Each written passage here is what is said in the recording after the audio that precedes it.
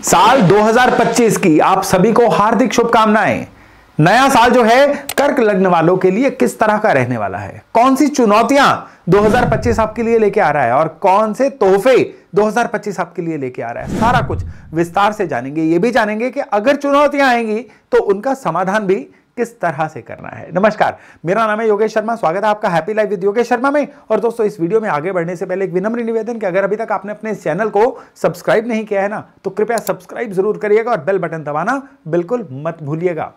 कर्क लग्न अपने आप में एक रॉयल लग्न बोला जाता है इसको।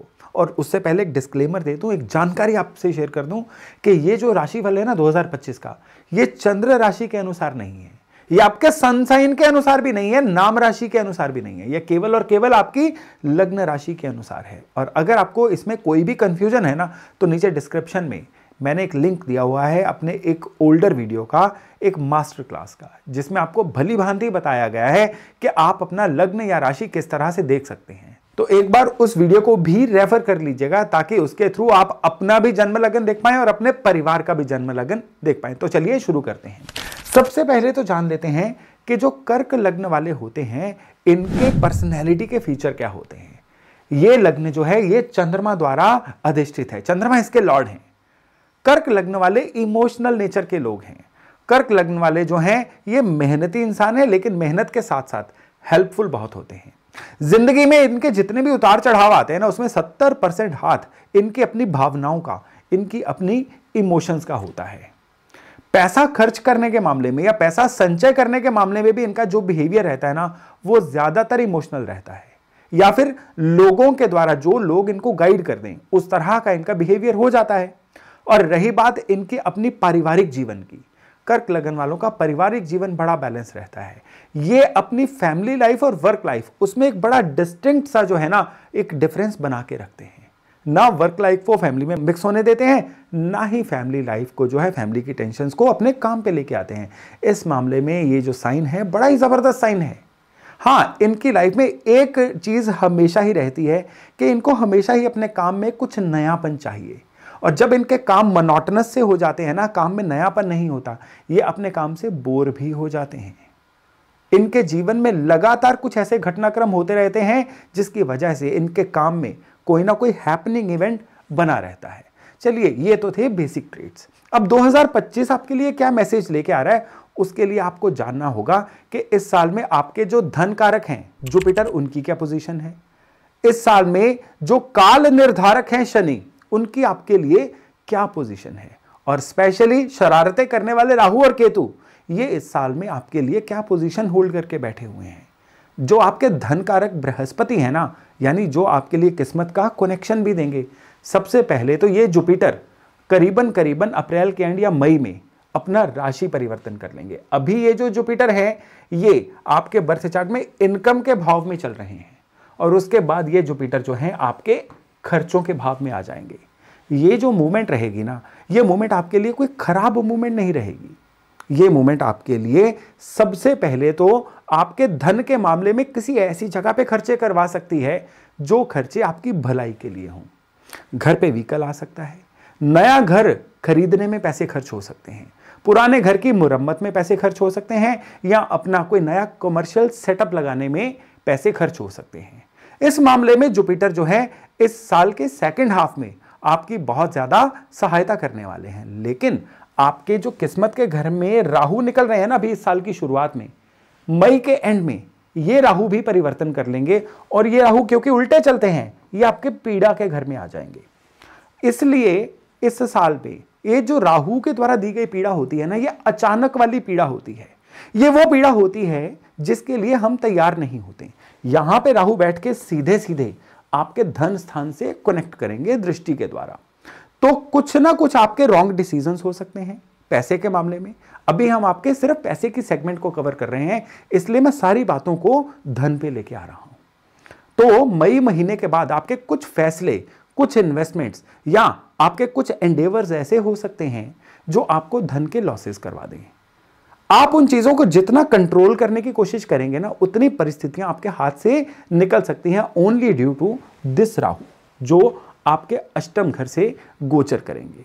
विशेष तौर पे यहां पे एक बात याद रखिएगा कि जितना ज्यादा रेत की तरह आप पैसे को कस के पकड़ेंगे ना, उतना जल्दी आपके हाथ से फिसलेगा। यानी जब आपको लगे परिस्थितियां आपके हाथ से निकल रही हैं पैसे के मामले में, एकदम से सलाह लेने के मोड में आ जाइए। हर फैसला आप नहीं ले सकते, हर चीज को करेक्ट आप नहीं कर सकते। अपने अपने फील्ड के माहिर लोगों से आप घिरे हुए हैं, किसी ना किसी एक्सपर्ट की सलाह लीजिए। ये राहु अच्छी सलाह क्या होती है, जुपिटर अच्छी सलाह क्या होती है, बुध। यानी जब आप अपने अच्छी सलाह के द्वारा बुध और गुरु को एक्टिवेट करेंगे ना, ये राहु अपनी खराबियां करनी बंद कर देंगे। सिर्फ इतना ही है, यानी टेंशन नहीं लेना है, आपको केवल और केवल इन ग्रहों की जो कार्य प्रणाली है उसको समझना है। अच्छी बात यह हो रही है कि पिछले 2.5 साल से शनि जो हैं वो आपके लग्न से अष्टम भाव में चल रहे थे। अष्टम भाव में शनि कभी भी अच्छा फल नहीं देते हैं, ये हमेशा सफोकेशंस देते हैं।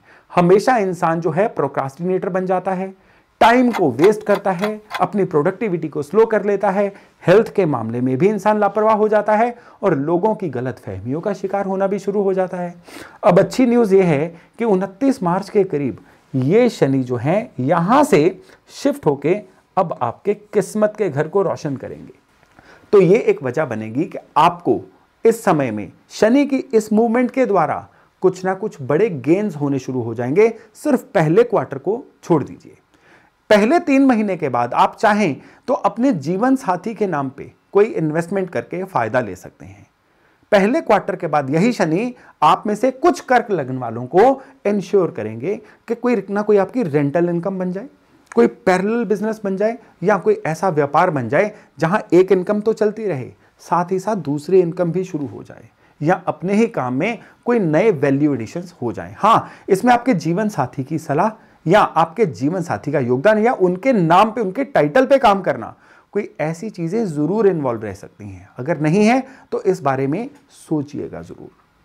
करियर की ओवरऑल बात करें तो 2025 कर्क लग्न वालों के लिए काफी उतार चढ़ाव भरा रहने वाला है। उसमें भी सबसे पहला योगदान जो है वो है अष्टम भाव में राहु की मूवमेंट साल के सेकंड हाफ में, और धन स्थान पे केतु की मूवमेंट। पैसा कमाने के लिए, करियर के लिए कई कर्क लग्न वालों को अपने घर से, परिवार से दूर जाना पड़ सकता है, या काम में आप इतने बिजी हो सकते हो कि परिवार वालों के साथ कहीं ना कहीं डिटैच सा फील करो। ना आप उनको क्वालिटी टाइम दे पाओगे, ना ही आप उनकी डिमांड्स को प्रॉपरली एड्रेस कर पाओगे, और उस वजह से वो आपसे काफी कंप्लेंटफुल रह सकते हैं, जो चीज आपके पीस ऑफ माइंड को खराब भी कर सकती है। खाली यही नहीं, करियर के मामले में एक और वैल्यू एडिशन जो है मैं आपको यहां पे दे दूं कि इस समय में जो लोग अपना नया काम शुरू करना चाहते हैं उनको यह सलाह है कि अपना नया काम इस साल के सेकंड हाफ में ही शुरू करिएगा, क्योंकि सेकंड हाफ में जो जुपिटर है ना, ये 12th हाउस में जाके इस पोजीशन से कहीं बेहतर आपको रिजल्ट देंगे, क्योंकि यहां पे जुपिटर जो है वो अपनी राशि को भी देखेंगे, और ये सेवाओं का भाव भी, आपके द्वारा दी जाने वाली सर्विसेज का भाव भी है। तो यहां पे जुपिटर जो है आपके द्वारा किया जाने वाला कोई भी जो नया काम है उसको हाइपर एक्टिवेट करते हैं। तो करियर के मामले में ओवरऑल ये साल आपके लिए अच्छा रहने वाला है। गलत फहमियों से आपको बचना है, और कोई भी नया काम जो शुरू करना है थोड़ी सी सलाह करके ही करना है।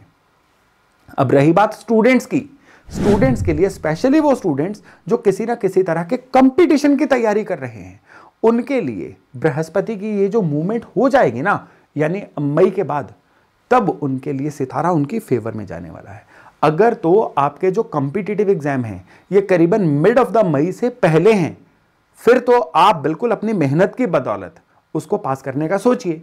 लेकिन अगर मई के बाद हैं तो फिर आपको बृहस्पति द्वारा दिया गया किस्मत कनेक्शन भी मिल सकता है। यहां पे एक विशेष बात है जो मैं पहले, ये जो लाइंस बनी हुई हैं इनको मैं आपके लिए क्लियर कर दूं, ताकि जो विशेष बात मैं आपको समझाना चाह रहा हूं वो आपको और बेहतर तरीके से समझ आ जाए।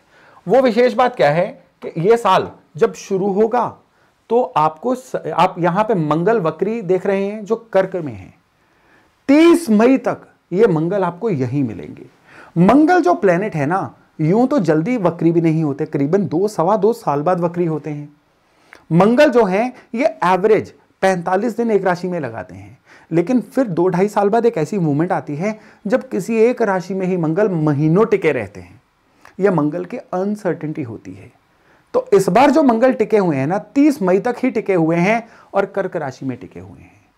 जो ये अक्टूबर एंड नवंबर से शुरू होंगे कर्क में, ये मई के एंड तक कर्क में ही रहेंगे। बीच में वक्री होके ये मिथुन में जरूर जाएंगे 2 महीने के लिए, लेकिन ज्यादातर समय अपना जो है ये नीच होके कर्क में ही व्यतीत करेंगे। तो कर्क लग्न वालों के लिए जब जहां पे मंगल ज्यादा देर बैठे ना, वो उस भाव में आपको फ्लक्चुएशंस देते हैं। अब लग्न में बैठ गए, लग्न है आपकी डिसीजन मेकिंग।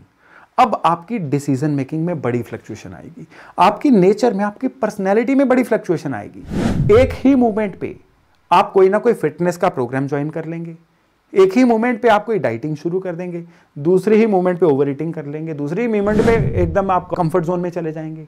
यानी बहुत ज्यादा फ्लक्चुएशन, आप खुद ही डायलेमा में रहेंगे, डिसाइड ही नहीं कर पाएंगे दरअसल आपको चाहिए क्या। और ये सारी चीजें मंगल करवा रहे हैं। जून महीने में जो ही मंगल सिंह में जाएंगे, आप अपनी रियल सेल्फ में वापस आ जाएंगे। आपका इमोशनल बिहेवियर जो मंगल ने अभी तक बहुत स्पॉइल किया हुआ था, अभी तक आपका इमोशनल बिहेवियर नेगेटिव टोन में जा रहा था, आप भी समझ नहीं पा रहे थे हो क्या रहा है। हर दूसरी बात को आप माइंड कर रहे हो, हर बात आप दिल पे ले रहे हो, जल्दी उदास हो रहे हो, जल्दी घबरा भी रहे हो, जल्दी पैनिक बटन भी आपका ऑन हो रहा है। लेकिन ज्यों ही मंगल सिंह राशि में जाएंगे जून महीना ऑनवर्ड्स, आप अपनी रियल सेल्फ में आ जाओगे। फिर आपकी जो इमोशंस है वो कंस्ट्रक्टिव इमोशंस बन जाएंगी। फिर जो है आपका जो भी काम करने का टारगेट है वो धीरे धीरे स्टेप बाय स्टेप अपने आप पूरा होता चला जाएगा। ये मंगल की कारस्तानी रहेगी 2025 में आपके लिए। अब हम बात करें हेल्थ की, कि हेल्थ के लिहाज से कर्क लग्न वालों के लिए जो 2025 है वो कैसा रहने वाला है। हेल्थ के लिहाज से 2025 ओवरऑल आपके लिए एक सामान्य ईयर रहने वाला है, लेकिन इसमें 3 चीजों की आपको बहुत ज्यादा केयर करनी है। पहली आपको केयर करनी है आपका गर्दन और सर्वाइकल एरिया। यहां पे आपके बैड पोस्चर की वजह से या अपनी बॉडी को ज्यादा स्ट्रेच देने की वजह से कोई ना कोई परेशानी आ सकती है। दूसरी परेशानी आपको अपने मसल्स को लेके आ सकती है। पीठ का दर्द ज्यादा हो सकता है, या काफ मसल्स जो हैं ये आपके पेन कर सकते हैं। पैरों में दर्द भी जो है वो ज्यादा रह सकता है। और तीसरी बहुत बड़ी दिक्कत आपको अपने दांतों को लेके आ सकती है। तो ये जो 3 पार्ट्स हैं ना बॉडी के, इनके बारे में ज्यादा सतर्क रहिए। इनमें कोई भी सेंसिटिविटी या दिक्कत आए तो डॉक्टर से कंसल्ट करिए, ताकि आपकी हेल्थ जो है ओवरऑल कंट्रोल में रहे। जैसा मैंने आपको मंगल की वजह से बोला था, इवन अष्टम भाव में जो राहु चलेंगे उनकी वजह से बोला था कि इमोशनल बिहेवियर कहीं ना कहीं डामाडोल रहेगा, उदासी हो सकती है। इसलिए सिट्रिक फूड्स जो होते हैं, खट्टे फूड, उनकी इंटेक जो है जितना आपका गला अफोर्ड कर सके उतने अपने फूड में बढ़ाइए, ताकि आपके जो भी एंग्जाइटी या ओवर थिंकिंग है वो कंट्रोल हो सके। अब हम बात करते हैं कि कौन से ऐसे उपाय हैं जो आप करें तो कर्क लग्न वालों के लिए 2025 एक अच्छा और यादगार साल बन जाए। उनमें सबसे पहला जो उपाय है ना, ये केसर से जुड़ा हुआ है। कटोरी में केसर घोल के फ्रिज में रख दीजिए। रोजाना थोड़ा सा केसर कानों की बैक साइड पे रोज लगाइए। पूरे 365 दिन कर लीजिए इस उपाय को। जितना करते रहेंगे उतना आपके लिए बढ़िया रहेगा। साल के सेकंड हाफ में आप कानों की जगह पे इसको मस्तक पे लगाना शुरू कर दीजिएगा। बहुत रोचक उपाय है, लेकिन ये उपाय क्या है, जुपिटर की एनर्जी को बिल्कुल फोकस्ड वे से आपके साथ ऐसे जोड़ने जा रहा है कि जहां जहां पे आपको ईश्वरीय सहायता की जरूरत है वो मिल जाएगी, जहां जहां आपको सामाजिक सहायता की जरूरत है वो मिल जाएगी, और जहां जहां आपको खुद को अंदर से इंट्यूशन चाहिए वो भी मिल जाएगी। उपाय इतना ही नहीं है, एक दूसरा उपाय भी है। दूसरा उपाय है लाल कपड़े में थोड़ी सी सौंफ बांध के, जहां आप सोते हैं ना पिल्लो साइड में, गद्दे के नीचे रख दीजिए। रख के भूल जाइए, बस उसको वहां पे पड़ा रहने दीजिए। ये भी जो उपाय है मंगल की वजह से आपके जीवन में मंगल होगा, ये उपाय इसलिए आपको दिया गया है। और तीसरा उपाय विशेष उपाय है। अगले साल में 2025 में 2 बार आपको कम से कम किसी भी तीर्थ स्थान पे जाके स्नान करना है। किसी ऐसे तीर्थ स्थान पे जाइएगा, किसी सिद्ध जगह पे जाइएगा जहां पे स्नान करने का अरेंजमेंट हो, वहां पे स्नान करके आइएगा।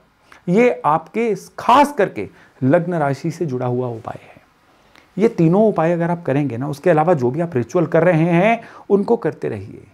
ये सिंपल सरल उपाय करने के बाद 2025 जो है आपको देव कृपा आती हुई भी महसूस होगी, और आपको खुद को भी लगेगा कि आप अपनी वजह से भी जीवन में कुछ बहुत अच्छा कर पा रहे हैं। तो दोस्तों ये था कर्क लग्न वालों के लिए साल 2025 का विवरण। मैं आशा करता हूं इससे लाभ लेके आप नए साल को बिल्कुल अंत तक ले जाएंगे, बहुत अच्छा बनाएंगे, अपने जीवन में भी वैल्यू ऐड करेंगे और अपने आसपास वालों के जीवन में भी खूब वैल्यू ऐड कर पाएंगे। तो चलिए ये वीडियो यहीं तक, बहुत जल्द मिलते हैं नए टॉपिक नए विषय के साथ। अपना खूब ध्यान रखिएगा। नमस्ते।